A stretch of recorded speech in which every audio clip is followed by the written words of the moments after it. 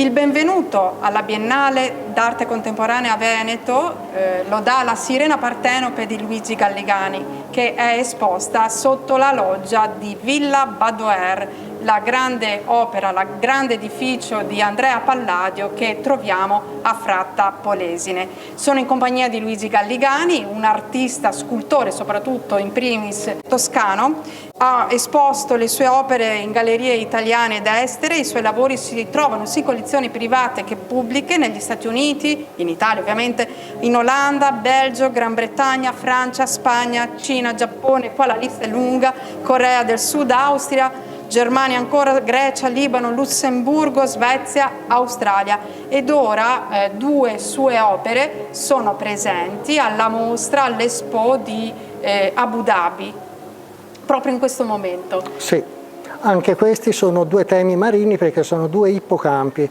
cioè due cavalli marini, che uno è al galoppo e l'altro si impenna.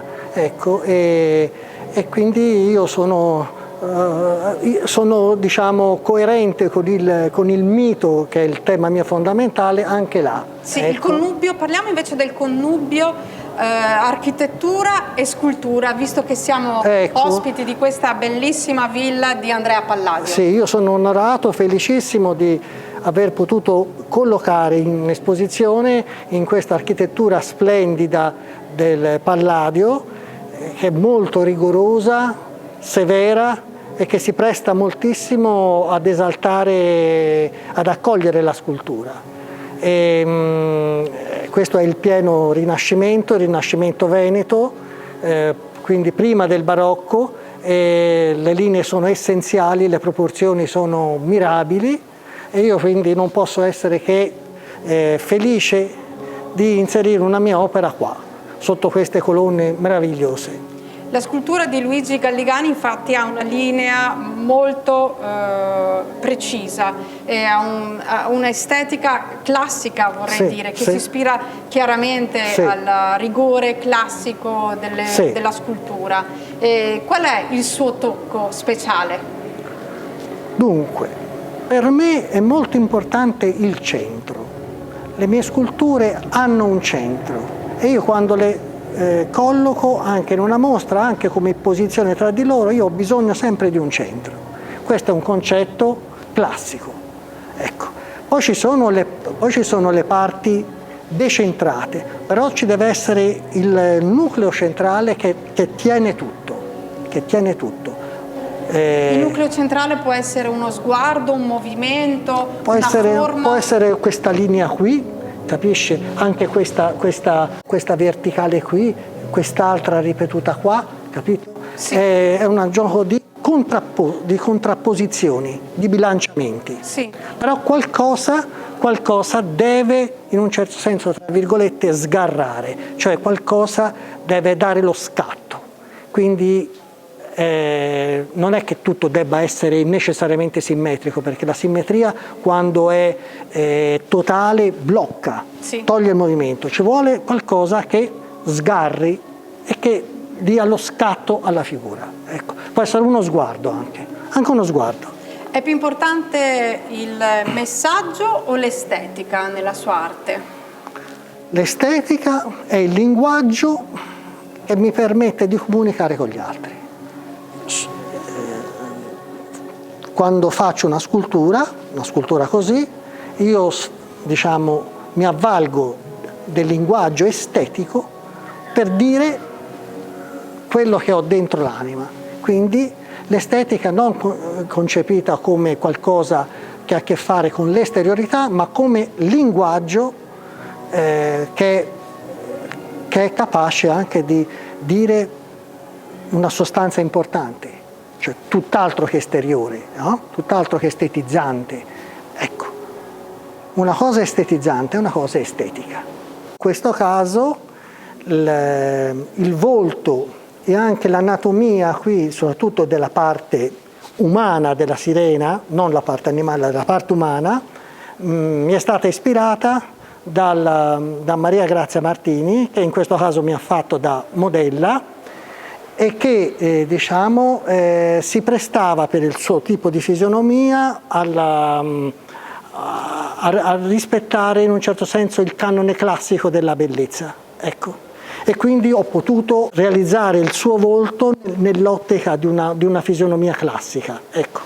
Parliamo delle opere d'arte di Luigi Galligani, che come potete notare è uno scultore. Le sue opere inondano l'arte contemporanea e sono di bronzo, terracotta, ferro e soprattutto lui cerca e riprende e studia il mito greco, il mito classico. Che valore ha oggi il mito classico?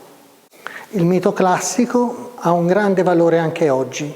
Se noi riflettiamo profondamente su tanti aspetti della nostra cultura contemporanea, ci accorgiamo che alla base c'è il mito antico. Forse molte volte non ce ne rendiamo conto, ma è così. Molto di ciò che noi pensiamo, meditiamo, anche certe nostre reazioni hanno origini antichissime e che risalgono al mito. Il mito era la visione ideale dell'essere umano, era un'idealizzazione, un'iperbole della figura umana. Questo lavoro di pulizia della figura umana io sento che è molto attuale anche oggi. Io ho sempre pulito la figura umana proprio per raggiungere questa atmosfera ideale, per presentare all'essere umano, ai visitatori, come potremmo essere e come non siamo. Cioè un noi al meglio. L'opera che ha accanto che cosa rappresenta? È una delle 3 sirene di Ulisse. Una era Partenope, quella grande fuori. Questa ha come nome Leucosia. L'altra sirena si chiamava Ligea. Queste 3 sirene, vedendo che non erano riuscite a vincere la forza di volontà di Ulisse, si uccisero perché sentivano che il loro ruolo di sirene era fallito e quindi si uccisero. Un destino tragico. Un destino tragico, sì. E quindi sono figure che hanno in sé molti aspetti,